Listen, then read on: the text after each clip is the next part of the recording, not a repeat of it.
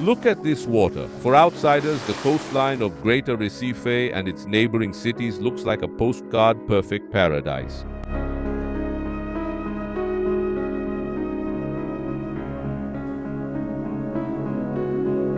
The heat of the northeast, the Atlantic breeze, the irresistible invitation to swim, but just a few meters from the sand.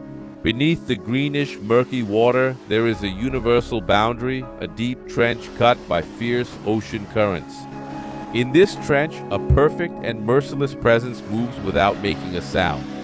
A predator that does not hunt out of revenge or malice, but purely by instinct.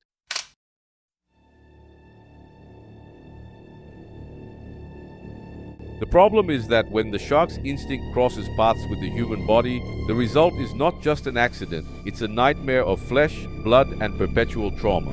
Since the 1990s, Pernambuco has carried the unwanted stigma of being one of the most dangerous regions on the planet for swimmers.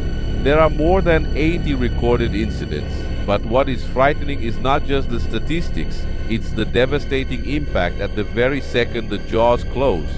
Today we will look at the recent incidents that shocked the country and understand the true price of survival for those who have felt the beast's teeth on their own skin. Since I know you're more than a little curious, go ahead and grab a sweet snack and let's get our show started. Mistérios do Mundo.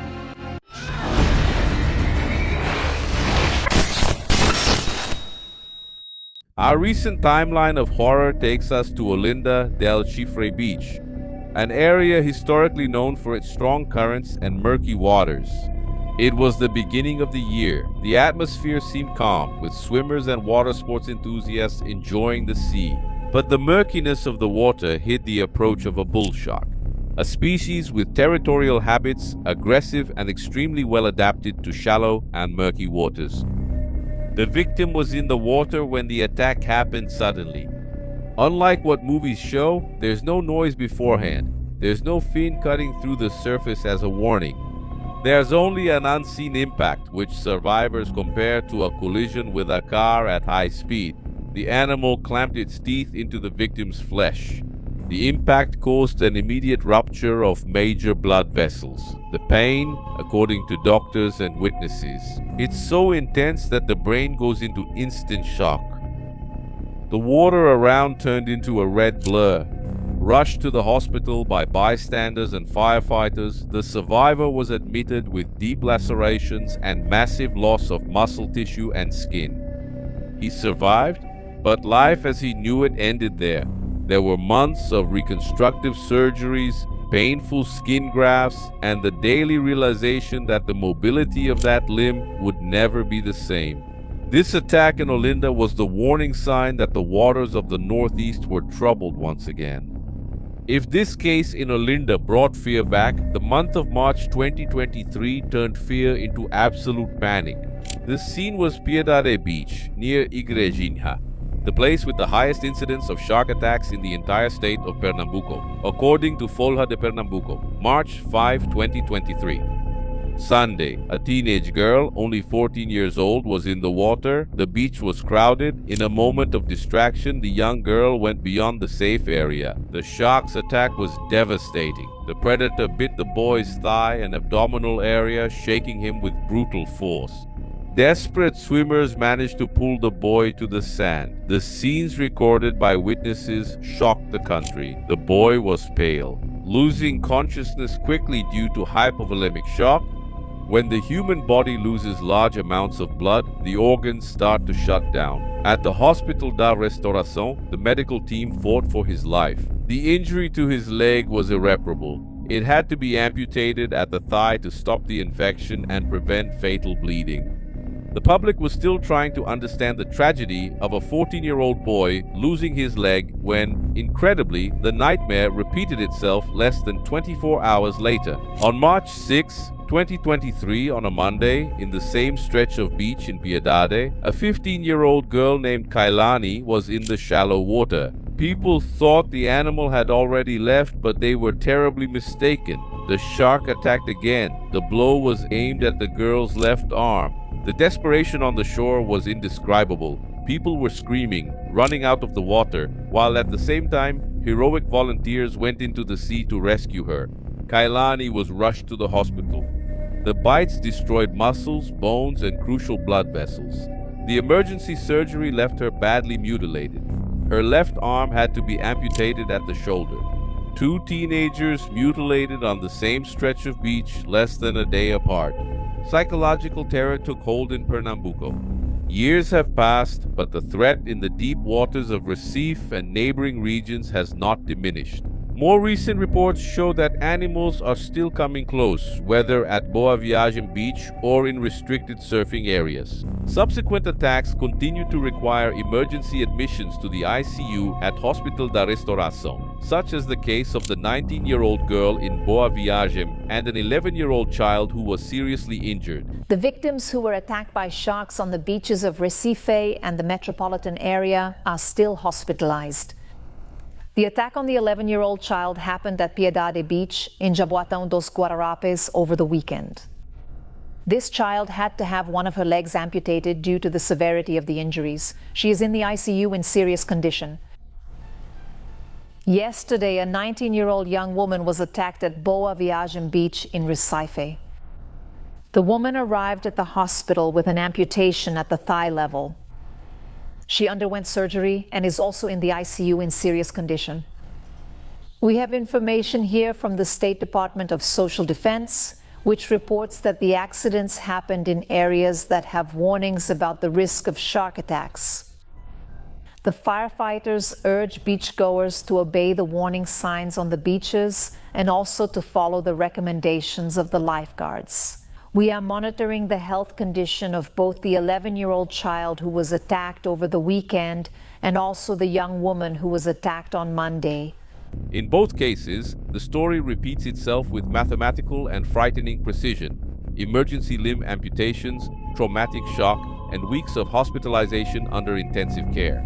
Researchers and biologists explain that environmental degradation, the construction of the Suape port, which altered the marine ecosystem, combined with the presence of deep trenches near the sand, turned the coastal strip of Recife into a feeding corridor for sharks.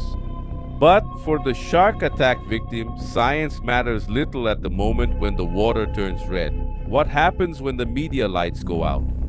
Do the reporters leave and the physical wounds heal? That's when the real phase of terror begins for the survivors. Life after a shark attack is marked by invisible battles. The first of these is phantom pain. The brain keeps sending signals to limbs that no longer exist. Survivors report feeling sharp pain, burning, or the sensation that the animal's teeth are still gripping the amputated leg or arm. The second battle is rebuilding their daily lives. Young people who had their whole lives ahead of them, who played sports or dreamed of active careers, have to learn from scratch how to get dressed, walk with uncomfortable prosthetics, or perform simple tasks with only one arm. And finally, the psychological trauma post-traumatic stress disorder. It makes the simple sound of waves or the smell of the sea breeze trigger panic attacks. The sea, which was once a symbol of childhood, vacations, and joy, comes to be seen as a potential cemetery or the home of the monster that almost took their lives. The hundreds of signs installed along the coast of Pernambuco are not mere bureaucratic formalities. They are monuments in memory of those who lost their lives and warnings engraved to protect the living. The sea in northeastern Brazil remains beautiful, but it demands absolute respect. Crossing marked boundaries, entering the water during high tide with murky water or near deep channels is like playing Russian roulette with your life. Because below that greenish line of water, in the silent depths of the Piedade and Boa Viagem trenches, the shadow of the predator remains lurking, waiting patiently for the next moment of carelessness.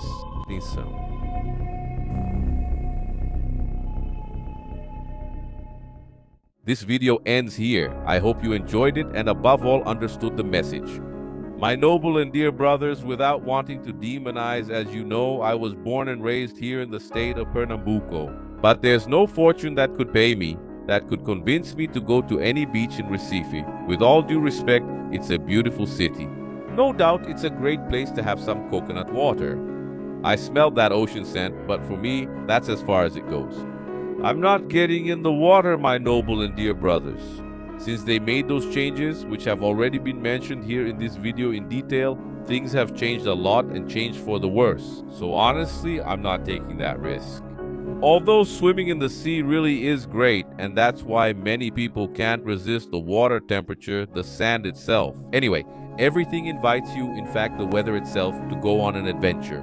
But unfortunately, my brothers, isn't that right? They respected nature, and nature responds in return. Besides that, my brothers, the worst part is knowing that these are the cases that make the news, but there are many people who get cut, have a piece torn off, and sometimes don't even go to the hospital. So, if you were to make a list, there are way more attacks than we know about. The people who live there know this very well. So honestly, if you're going to visit, go ahead, but avoid swimming until this problem is dealt with head on. Risking your own health, not to mention your life, isn't worth it for anyone. Anyway, my brothers, if you like this type of video, know that it depends entirely and exclusively on you.